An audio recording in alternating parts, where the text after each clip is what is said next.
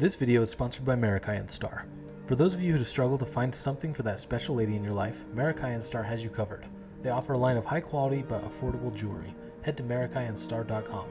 Full disclosure, this is my wife's business and is the only person who would sponsor me. Geography shapes nations.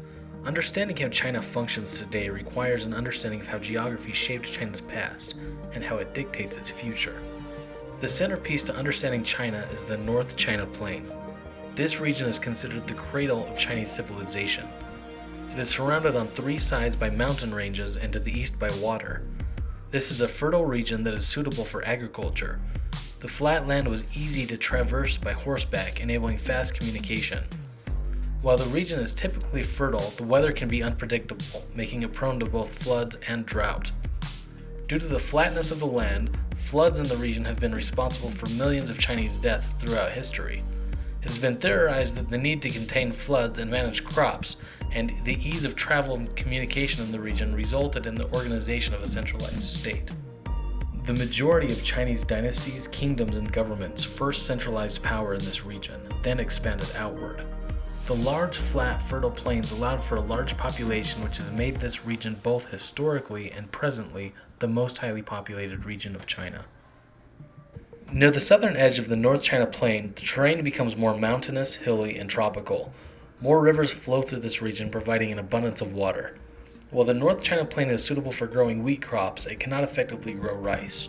The tropical weather in southern China is ideal for this and is responsible for the majority of China's rice cultivation. Southern China has several geographic features that are highly conducive to supporting a large population and a strong economy. The North-South division in Chinese geography has been a reality in various periods of Chinese history. The two regions can function quite independently of each other, with each capable of producing its own food supply. In today's world, the southern region fares better economically, but the political power is concentrated in the north. I will explore these differences in greater depth, but suffice it to say that a division between north and south is almost natural. Chinese history is replete with kingdoms and dynasties reigning in southern China before expanding westward. Ancient China had to worry about nomadic invasions from the north and west. Expanding west along the Hexi corridor helped to solve the security concerns and open China to lucrative trade. This is the route that the ancient Silk Road followed. Sandwiched between the Gobi Desert and the arid Tibetan Plateau on the north and the south, the Silk Road extended across a narrow stretch of traversable land into Central Asia, all the way to Europe. Over the course of centuries, control of the northern, southern, and western regions changed hands frequently as conquering powers or rebellions pit themselves against each other. Once European colonialism focused itself upon China, there were a few key regions the Europeans were focused on. The ancient Silk Road had largely disappeared with the rise of the Ottoman Empire, and the European powers resorted to focusing on the maritime trade. The port cities of Macau and Hong Kong in southern China were the natural focus of the Europeans due to their southern positions. The Qing dynasty was in power at the time and wanted to restrict trade with the Europeans, which resulted in the two Opium Wars. After the Opium Wars, the victorious European powers forced China to open to greater trade. European influence extended up and down the coast and deep into the heart of China along the Yangtze River. Colonialism, territorial losses to the Russians, and the brutal invasion of Japan during the Second World War terrorized China from the mid-19th century to the mid-20th century. This period is referred to the Chinese as the Century of Humiliation. This period has been used by Chinese leadership as a motivator to compete with Western nations and develop as a world power. After the Japanese were expelled from China and the Chinese Communist Party rose to power, they immediately set about strengthening their strategic position. China's geography is good in a lot of ways. To the west, China is surrounded by mountains and desert, providing a natural barrier against invasion.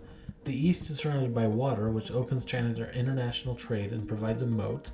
And the north shares a border with Siberia and Mongolia. Both Siberia and Mongolia are sparsely populated, leaving little risk of invasion. The interior has a lot of fertile land for farming and agriculture, and there are several navigable inland rivers, which increases economic efficiency. The main strategic concern that China faces today is this string of islands known as the First Island Chain.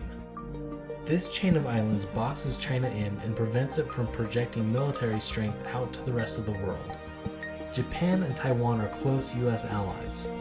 The Philippines likes to act like a fence sitter and play the United States and China off of each other.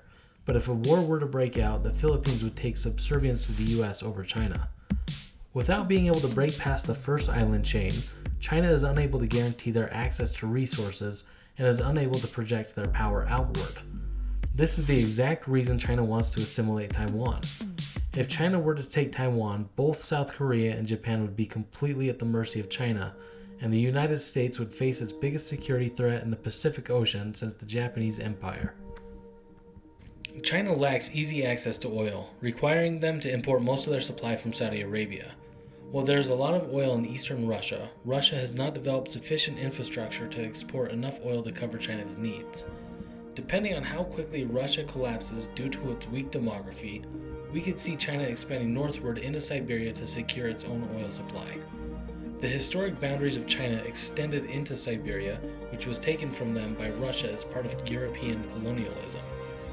This makes Chinese nationals believe they should reclaim these lands and expand even further northward.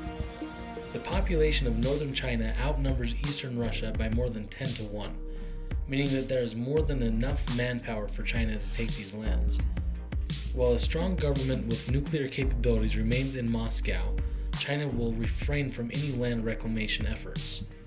The Chinese-Russian alliance is merely one of convenience against the world-led order by the United States, and if there is an opportunity for northward expansion, China will take it.